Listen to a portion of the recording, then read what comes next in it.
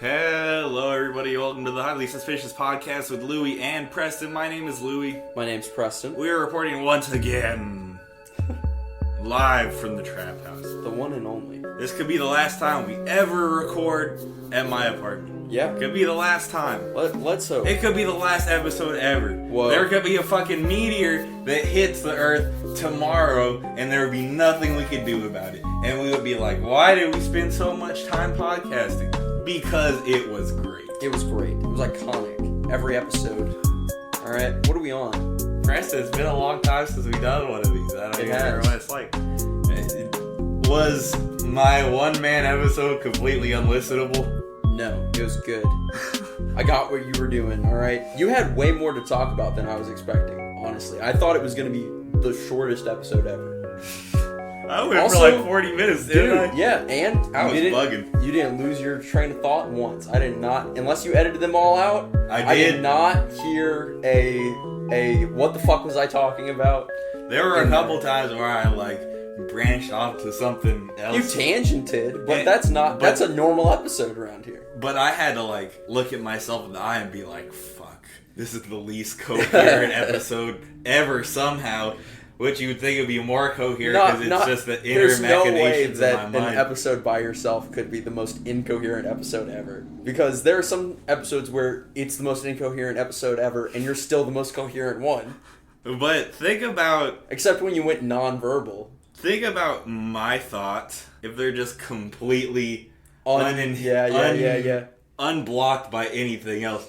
I am most coherent when I'm with other people because other people are going to check me when I go out on some other shit. For it, yeah. No, it was pretty good.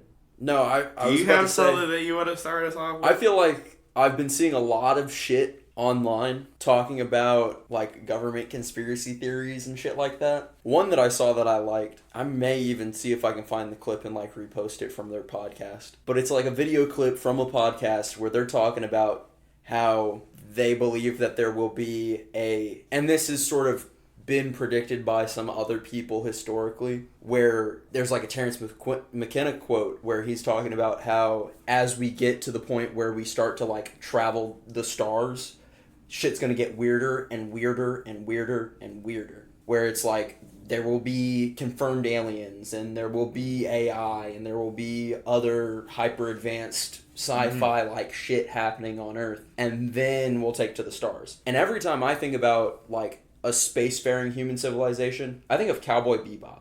I think of where the Earth is like this weird desert planet and people live underground in like buried skyscrapers and shit like that, and all the humans on Earth are like the weird rednecks of the solar system basically. Those boxes are checked. And all the rich people just live on Venus in like floating cities or like the moons of Jupiter. And I feel like we're headed on that path. And there was this clip that was talking about how they believe that with AI and with like the fact that one of the things that they point out where I'm like, okay, you're getting a little crazy here, is where they talk about how there's synthetic meat. Like we can grow meat in a lab now. Mm-hmm.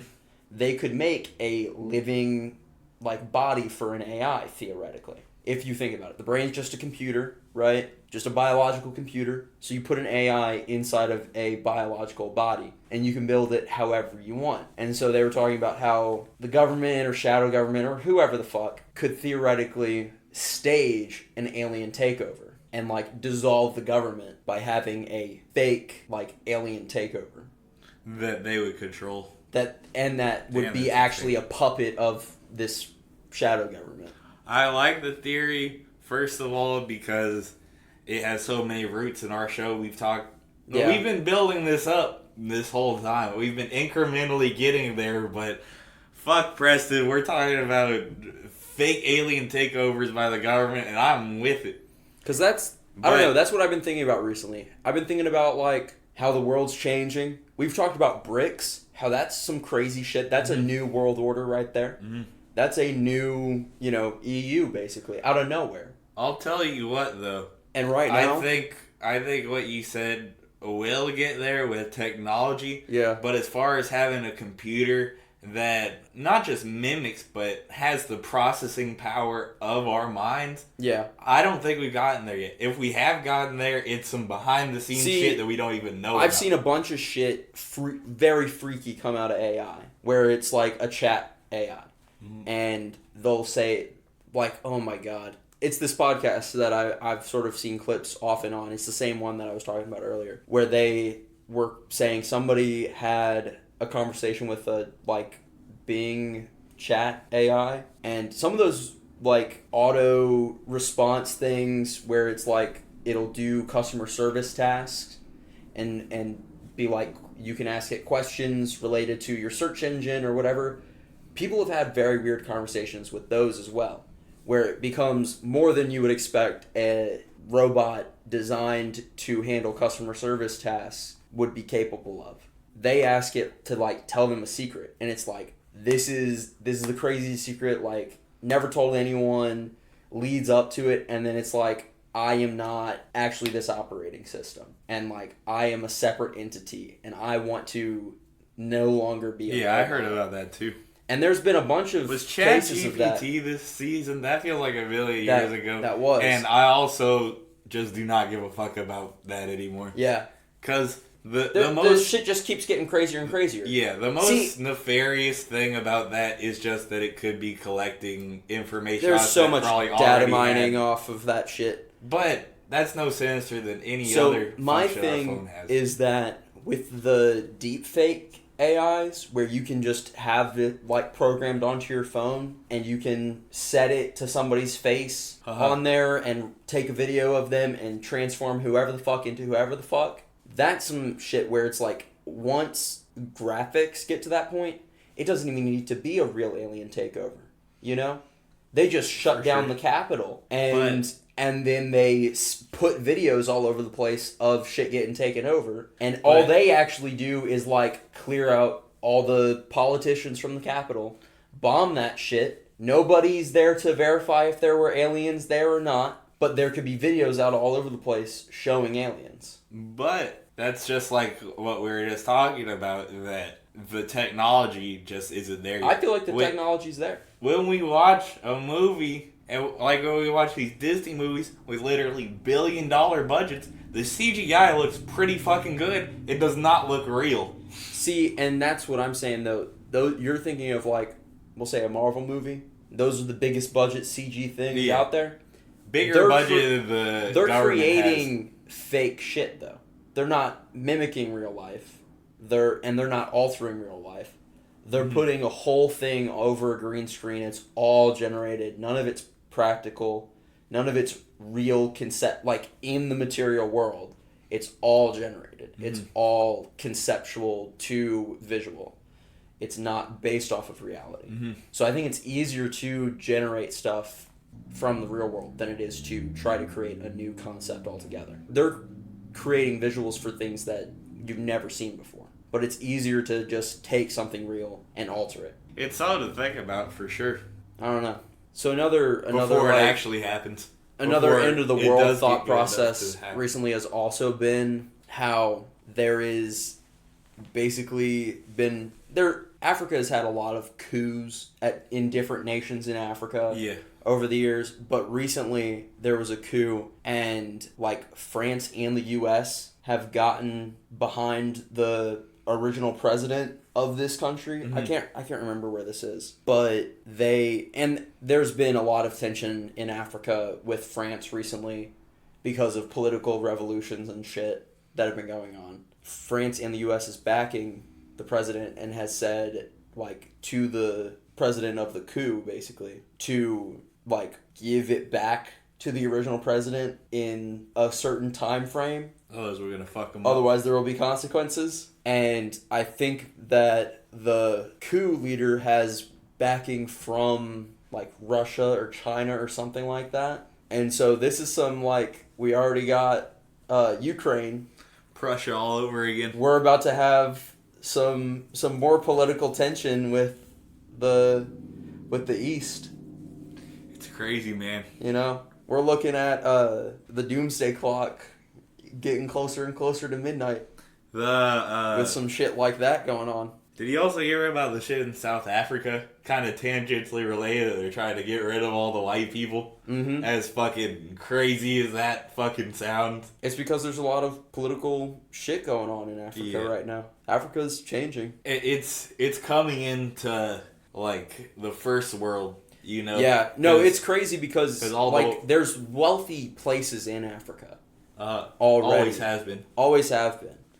But they've been controlled and operated by other powers and had people put in place by other powers. And in part of controlling that is not giving them the same resources and that they're development as they have. Yeah. So now Africa's about to start using its own resources as well, instead of giving it, or not giving it, having it taken away. I think it's an interesting era for them for sure. Speaking of Doomsday, let's get local. Let's get local. Bitch. You know what I'm going to bring up, Preston? You should know what I'm about to bring up. Oh, really? The Jefferson County public school system that's a disaster. Is in shambles. Kids are never going back to school. Let's throw that one out there. I think they're already back. I think they go back tomorrow. Oh, okay. I think that I think they're doing it in waves. I think it's literally like elementary and middle school goes back tomorrow and high school goes back on Friday. But you know where it got fucked up?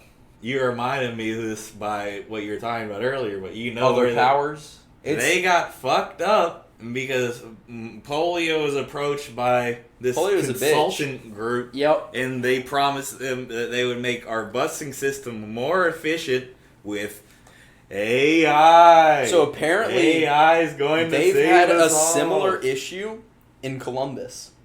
Interesting. That same company has had a very similar fiasco in Columbus. My sister told me that. My sister did some research and was like, yeah, apparently they bought this shitty system and paid for this shitty system to be implemented in our school district. And I think it's fucked up because polio literally was like, this job has been hard on me and my family. He needs to stop being a puss. He also got a massive fucking raise this year. So shut the fuck up. He needs to stop being a puss. And he's truly terrible.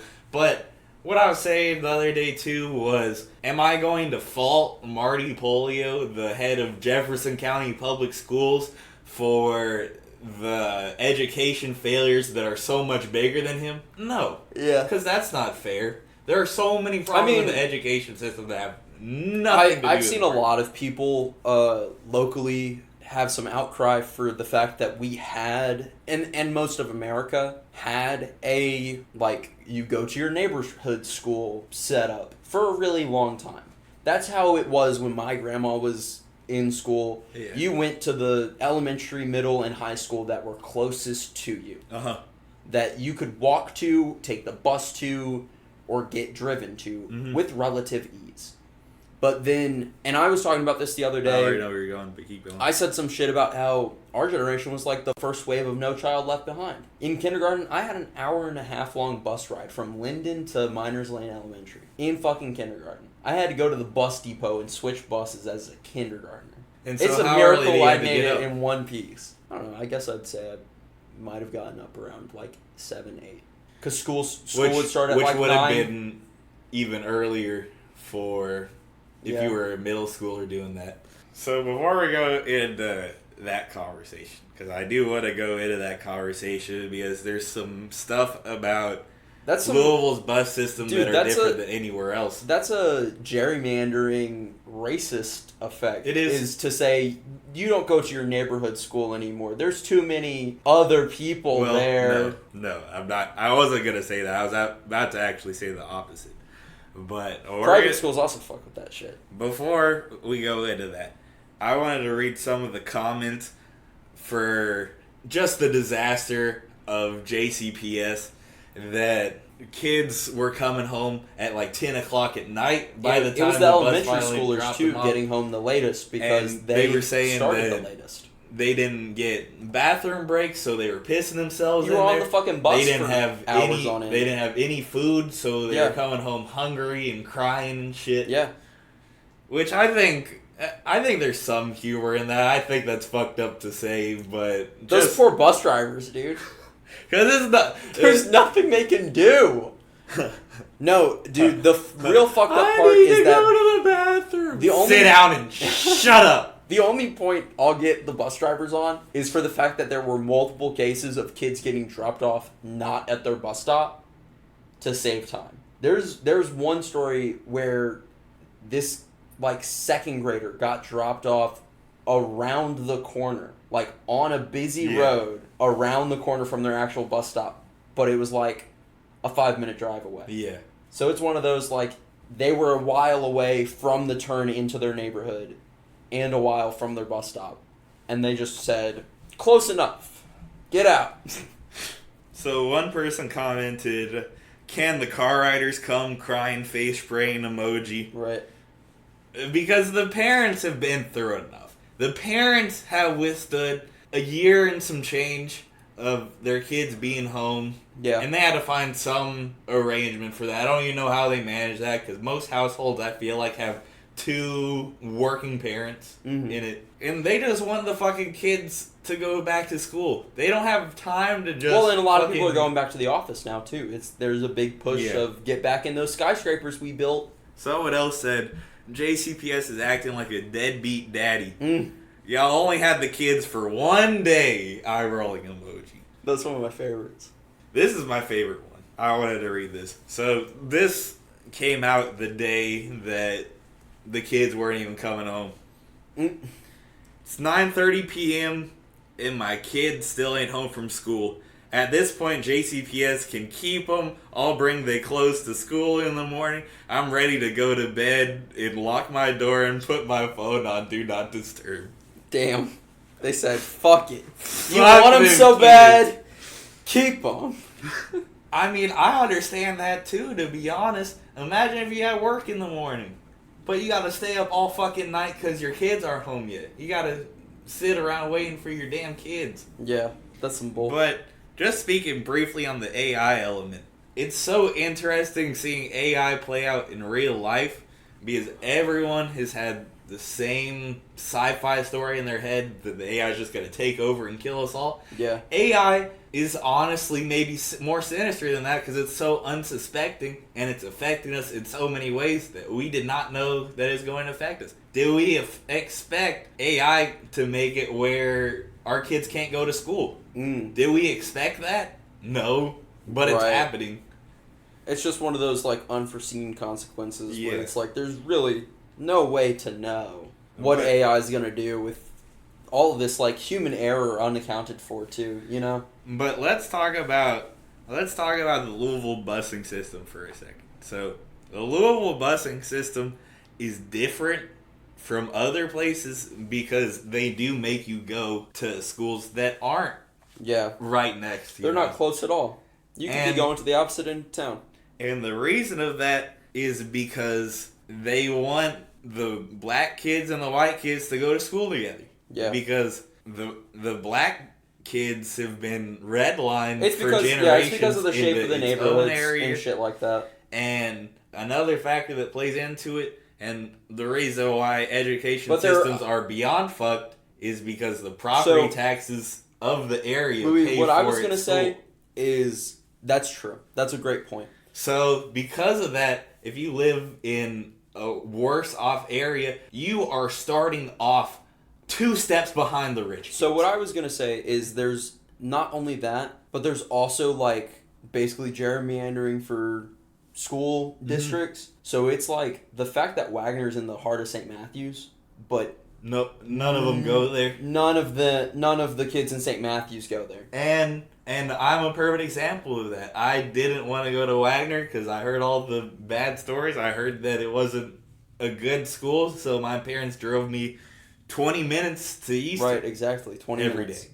Day. It's interesting hearing your story from the other side of it. I'm definitely not going to act like the busing system's perfect.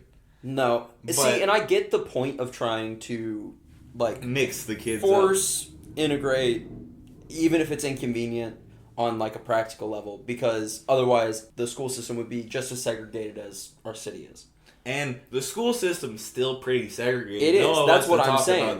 That's what I'm saying, though. It's weird that, like, they'll be busing kids all over the place, but the school system is still segregated. Still keeping them in different classes. Yeah. It's and that's crazy, that's what man. AP and Honors does. Lightweight. It does. You know? It absolutely does. Or like advanced honors and AP. And then there's comp. And comp. Like the fuck? And what it says without saying it is just so obvious. Yeah. That all one type of person is in one class, all another type is in another class, and there might be like the one or two exceptions. That's how it was at Easter, and there would be maybe one or two black kids in the whole class of 20-something, whatever. Yeah. There was just no attempt to bridge the gap at all. Yeah. And then you get into magnet programs and shit like that, which do the same thing. For that reason, I think the busing system is not working in Louisville in that way. But I also don't think we just throw our arms up and say, well, it's a lost cause because it's fucked up right now. That's a fallacy, in my opinion, to just ignore the original problem because the solution isn't working. That's a fallacy to me. Yeah. It's something that all politicians do all the time. They'll be like, well, just throw the whole thing away. Yeah, welfare is such a messed up program. What all if these we people took just don't the want to work? Krusty Krab and moved it over here? No, it's Bikini Bottom, but still same concept. Push it somewhere else. Yep, you butchered that. I did. You want to give me another go? Future Louis? No. Future Louis sees no mercy on you today, nor present Louis. Are you ready for music? Yeah, music time. I'm so excited for it. I can't even put it. I have it pulled up already. Just give me that JBL and I'll be set up.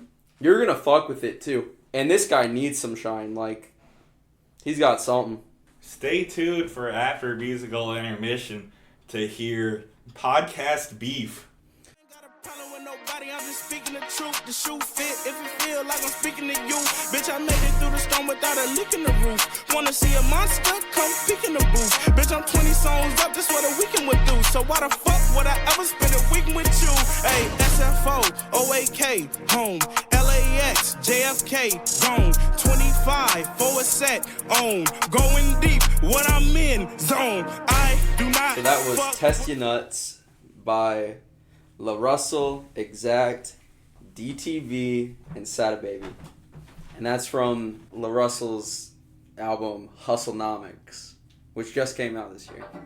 And this is one of those things where I kind of like stumbled upon it, where it was like a Instagram promoted, targeted ad basically, where it hit me in that audience for them. And I fucked with it enough to go over to Spotify to look them up. And this is a perfect example of what musical intermission is for. Because this dude only has 500,000. Less than. Significantly less than. Monthly listeners. We'll just go through their little description that they got on Instagram. Russell is one of the most important artists of this generation. I like that they're already starting on that strong note of just like, we know what we got here. Not only has he brought back the art of rap, he's building a platform based on authenticity and good ethics. Russell and his independent collective, Good Company, are pioneering change within the industry.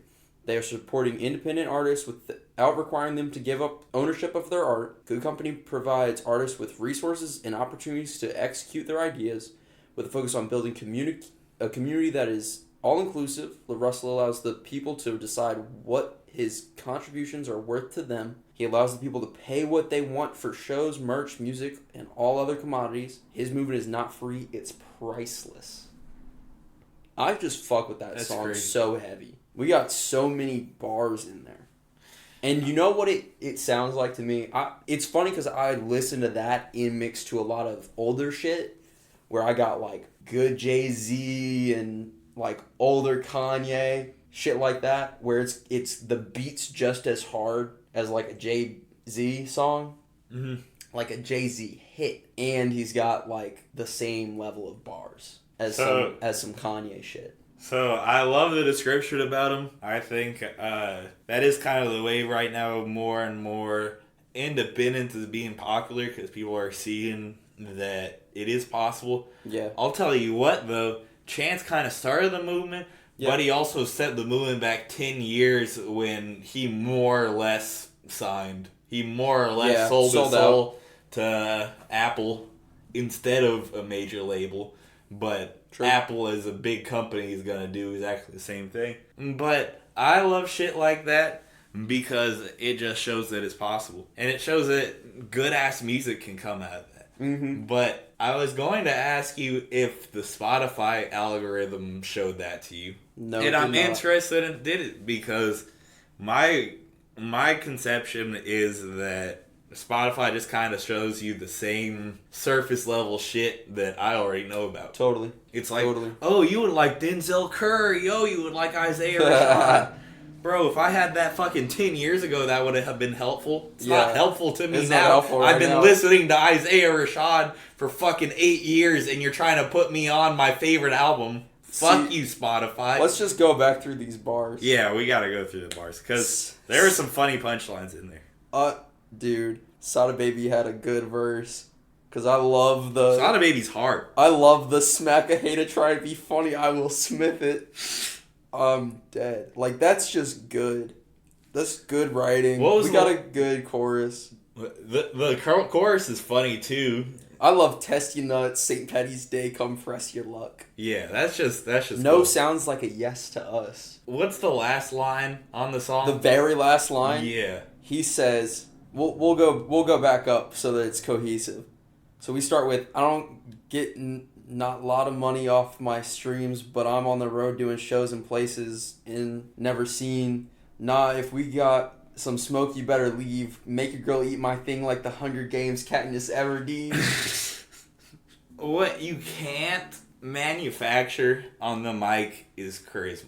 True. There's have so much charisma. You can have all the writing in the world, all the flows in the world, everything in the world. But if you can't say a line in a way to make the original intentions work, then what's the point? So I don't want to say the authenticity behind this guy, because obviously I just listened to him, but just the tonality that he has in how he's rapping, it makes it sound like he really fucking believes the shit that he's saying. And you, by extension, believe the shit that he's saying. That whole scheme where he's talking about LAX and JFK, that shit is hard, bro. I agree. And just like the way the whole song flows, too, is hard. You were right, I definitely fuck with that song heavy. I love the checks, cheese, what else? Guns, weed, what else? Jewelry, clothes, what else? Whips, hoes. Like, you're talking about charisma. The delivery, the rhythm for that works so well. Because anyone could have said it paints a picture. Like, the way that he's saying it. Like, the words on their own, the fact that it's so minimal, but you're still like, yeah, checks, that cheddar. Yeah. Lil Pump could have said that, but he wouldn't have been able to pull it off. Yeah. Because he doesn't have that X factor to be able to do. Yeah. Let's talk about the opposite of this guy, which is an industry plant. Yeah. There's so many industry plants. Dude, he's wearing like a cowboy hat. Look at that. He's got a cowboy hat and the like puffer jacket. Man, California makes him different. That's really what I gotta say. You know who is an industry plant in music, in my opinion? Ice Spice. I don't hate Ice Spice. I think after Munch came out, she's come out with a lot more tolerable music. But it's just so obvious when everyone in the industry is pushing somebody, and all the memes are circling this person, and it just is so manufactured and obvious what's going on. The big thing with artists like that is we've talked before about artists where one song sounds very similar to the rest of their music in general. Mm-hmm. That's a prime example. I don't know if I, as just a person who does not listen to Ice Spice but has heard Ice Spice out in the world, could tell you the difference between one Ice Spice song and the next. But that's why you either love Ice Spice or you hate Ice Spice. Because if you fuck with one Ice Spice song, you theoretically should fuck with them all. Numbers game-wise, you probably like all Ice Spice. And I don't mean to discredit Ice Spice at all, because she's been making music for a minute. Yeah. It is an industry plant in the sense that she just blew up over the night because she put the work in to get there. I just think... However, if she got caught up put in the stream of the industry, and it just took her to the next level. You could be great until you sign, and then they can force you to do whatever the fuck they want you to do. Yeah. And that's when a lot of artists have their music start to monotonize. So, usually, industry plant is used as a term in music. Yeah. You know what's another industry where there's a lot of fucking industry plants? You want to guess, Preston? What? I feel like you're about to say Hollywood or... Nope. Like... Not Hollywood. Podcasting. I mean... There are podcast industry plants, and I am here to talk about one with you today. Tell me. Because I can't disagree with that. Because some of them, they're just famous enough to where they get their own bullshit podcast because they need a podcast because everybody does a podcast. But what if it was the other way around? What if... They're a fucking nobody? What if you were a fucking nobody, and then all of a sudden, you started getting interviews with Mark Cuban, with Lil Yachty, with Drake? What if all of a sudden, that just magically happened? Wouldn't that, as a podcaster, piss you off? That we've been putting in the work for fucking years, and you can just stumble into success. You can just... I guess it's one of those, you go to the right people with a bullshit idea, and they'll be like, sure, take my money and do that. It's the same as Netflix, where you can just be like, I have this idea for a show, and they'll be like, you do it. So, this girl is named Bobby Alhoff, and I'm going to show you the picture. You've probably seen some of the clips with her before. Why does she look like a discount Greta Thunberg? What I said basically happened. Oh my god. What I said basically happened. She has been doing the podcast for a short amount of time, and all of a sudden, boom! Fuck, what's his name? Shark Tank guy, the guy I just said. Mark Cuban? Mark Cuban. All of a sudden, she gets a Mark Cuban interview. Oh my god. And then she gets a Lil Yachty interview. Then she gets a Drake interview, and then she gets a Tyga interview. That's someone who's never had any guest of anything before. It'd be like if we got those people, right? Right. We've never had one person on where it's like, okay, I can see incrementally how they're kind of... No, none of that. Yeah. And in the Mark Cuban interview... Cuban out of nowhere is wild. He kind of implied that she had a good agent, basically. That he's buddies with the person that she's working with. Oh and my she just god. has those connections. I hate that. But there's layers. There's layers because this person is signed to the same management as Drake. That's part of the reason why she was able to get a Drake interview. Her agent is someone named TJ Bernady, and she signed with WME prior to her success. But her husband's a millionaire. Her husband's a millionaire. So she's trying to project this image that her interview style is pretty basic. It's kind of the trendy, like, oh, I'm an awkward interviewer, awkward interviewing these big celebrities. And you can just see the machine at work because I keep getting all these fucking clips and memes of this person. I'm like, I do not want to watch this person. Yeah. I don't watch interviews like that in general. So why would I watch interviews from someone doing this stupid, because they have the money to force comedy. It into the algorithm. So this point might make it seem like the opposite of what I'm saying. I'm going to explain why it's not. Drake and Bobby Altoff, however the fuck you say it, have unfollowed each other on Instagram, and their interview was deleted off of YouTube.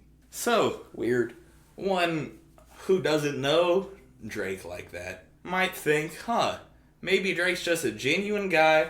Maybe he was kind of forced into doing an interview with the industry plant, and maybe he just kind of felt the type of way about it. Maybe he wasn't happy with it. It was bullshit. But I'll tell you why that's not what it is, and why it's actually the opposite of it. Because of this effect right here. Rap TV, fucking every quote-unquote rap platform is reporting on this like it's news. Yeah. So it creates a ton of tension. The missing Drake interview. Oh no. It creates a ton of attention. It creates a mysterious beef where we're like, did Drake fuck Bobby? Did Bobby say something Drake didn't like? Drake said something he didn't like. We're making up context in our head when Drake has done this for industry plants before. Yeah. You want me to name one? Do it. Ice Spice. He did the exact same thing with Ice Spice, where out of the blue they unfollowed each other, and Ice Spice had an interview clip where she was like, "Yeah, I don't know why Drake unfollowed me. We were just hanging out and then he unfollowed me. It's to help you because no press is bad press. Mm-hmm. He knows that more than anybody. No Drake fan is seeing that and being like, man, fuck Bobby. She's probably a bitch. No one is doing that. All it's doing is bringing more attention to this person who I don't believe deserves it. And I heard someone... more attention to Drake. I watched a video on this before I talked about it because I didn't want to just come in here and spout off at the mouth about it, which is what I can do. Sometimes I can, jump the gun and extrapolate and do all these other things and eventually say things that aren't true.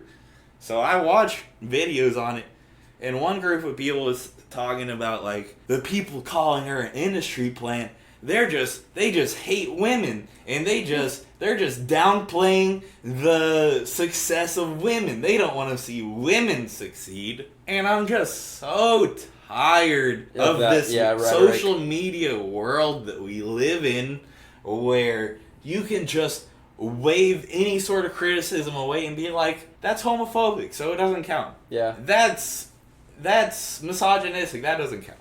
And that's one of those, it's like, you don't know what that word means if you think it means that you should treat somebody differently because of sexuality or gender or race or anything like that. Absolutely. Because if it was a dude podcaster who was an industry plant, obviously, we'd be saying the same thing. We'd be like, who the fuck is this rando? I'll tell you what, we've gone after a lot of dudes on this platform. I feel like it's not out of our brand to be talking about this. I don't think that we're just out of the blue hating on this person. I think it's deserved. It's because weird. Hollywood, not Hollywood, but just the entertainment the industry is as about a whole, connections. which is called Hollywood to some people, but Hollywood's obviously not all of it. You get what I'm saying? Yeah. But it keeps pushing this processed ass bullshit food, feeding it to us, thinking that we're gonna eat it and we're gonna pay them for it. Yeah. I mean, that's the whole, like, subscription aspect of a lot of things that are free otherwise is, here's all this exclusive shit that we're producing, we know you want it, even if it's not good. Yeah, for sure.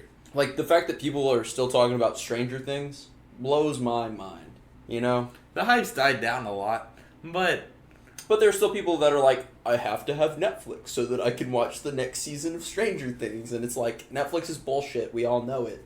Get off the horse. Did you watch Breaking Bad and Better Call Saul? Good? Okay, you're done. You're done with Netflix. Throw it away. Do that scene in Toy Story where I don't want to play with you anymore. You know, one thing that gives me hope for everything, but specifically music and podcasts, the real will always prosper. The cream will always get on top. The industries are about. Over time, we will see if Bobby's really like that. We will see if she is able to sustain success further than this 15 minutes of fame that she's had because that has been of bought and crazy paid guests, for. Yeah. We'll see what happens. And it's the same thing with music. There have been people that I feel like have been pushed in the past before by these bullshit meme accounts and Rap TV and On Thin Ice and NFR and all these other platforms. Sometimes I feel like shit's being pushed. Truly. But that shit never lasts, bro. Yeah. The good music is always what lasts, because at a certain point, the people that are creating fake manufactured hype around somebody, they can't just keep hyping the same thing forever. Yeah. Or keep spouting the same bullshit. Because it doesn't work. I think people also start to doubt it. And like, once, sure, alright, we'll just be like, you got crazy good guests out of nowhere, you have a good agent, whatever.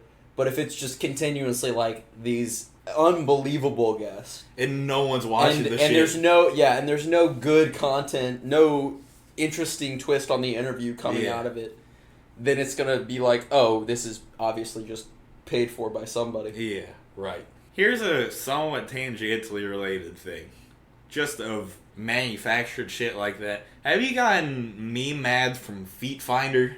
Oh my god, no. Have you? I follow meme accounts, and they'll post like these ads sometimes, and it'll be the most manufactured shit, and it'll be clearly made up, and it'll be like, it's like a fake story, and it's like, Feet Finder offered Margot Robbie $1 million to join Feet Finder. And then they'll have some fake thing in the description where they're like, damn, they're giving out the bag like that? That's crazy. And people that are dumber than me believe that shit. People that are dumber than me see that, and they're like, damn, maybe I should join Feet Finder. I think that just shows what crazy times we live in, where there's just random shit like that has the money unexpectedly to pay for placement, and they know their audience is all those like freaks following the meme accounts. There's like you little weirdos following all these meme accounts. You're somebody who might be desperate enough to check out Feet Finder.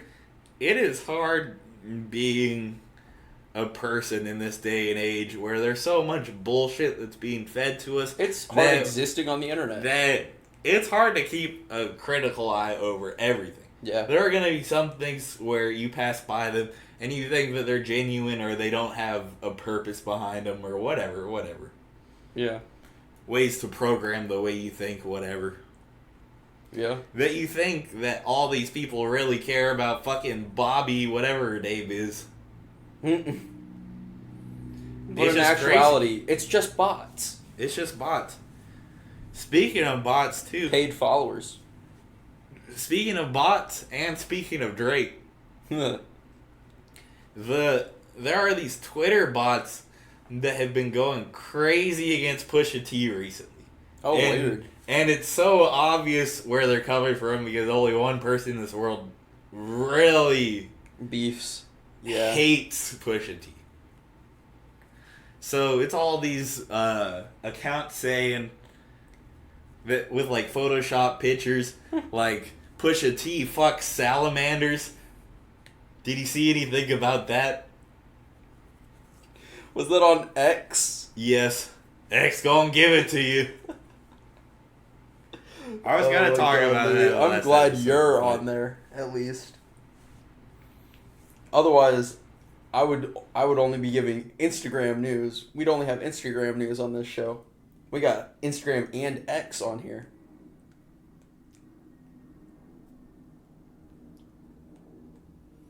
Oh my god. Yeah, so this is an account that I follow on there called Woblo. I like his content. He's pretty funny. But he has all these screenshots that he got from bots shitting on Pusha T. So this one's is a fake news article that says Pusha T and Lil Nas X secret affair. And it's a picture of Pusha T next to Lil Nas X and a furry for some reason. Yep. I don't know. So there's a picture of Pusha T at like a furry convention. That's one of the worst edited It's a pretty bad Photoshop. I've ever seen. But all these bots are just going crazy. There's a picture of the salamander I was talking about. Pusha T fucks salamanders, and that's what the bots want you to believe. That's gonna be a hashtag on this episode. Hashtag Pusha T fucks salamanders. If you're not a bot, like our post for this. Yeah. Like our post or we might not come back. But that's what I want this podcast to be for. I want this podcast not to be for the normies, not to be for the everyman. I don't want this podcast to be the most common denominator like so many other podcasts are. True. This podcast is for the weirdo. This podcast is for the person with weird fetishes. This podcast is for the people that really make their own way in life, and that's okay. Yeah, no shame in the trap house, because it's a trap home. We accept whatever the fuck you're into over here at the Highly Suspicious Podcast. Do you have time for one more thing? One more thing. We'll squeeze it in.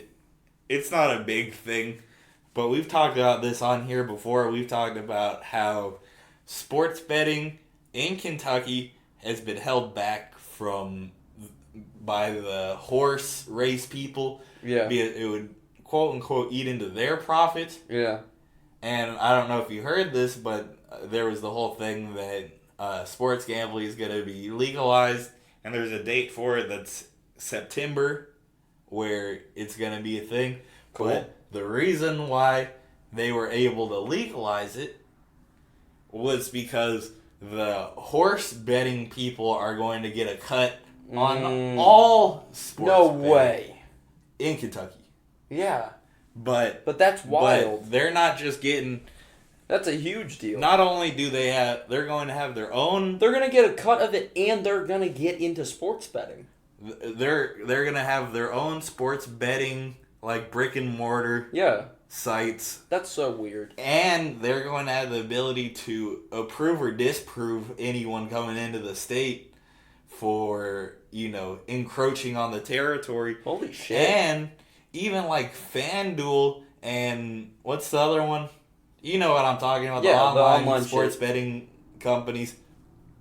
The only way they're going to get here is if they give a cut of their money to Churchill Downs. Damn. They're getting the bag.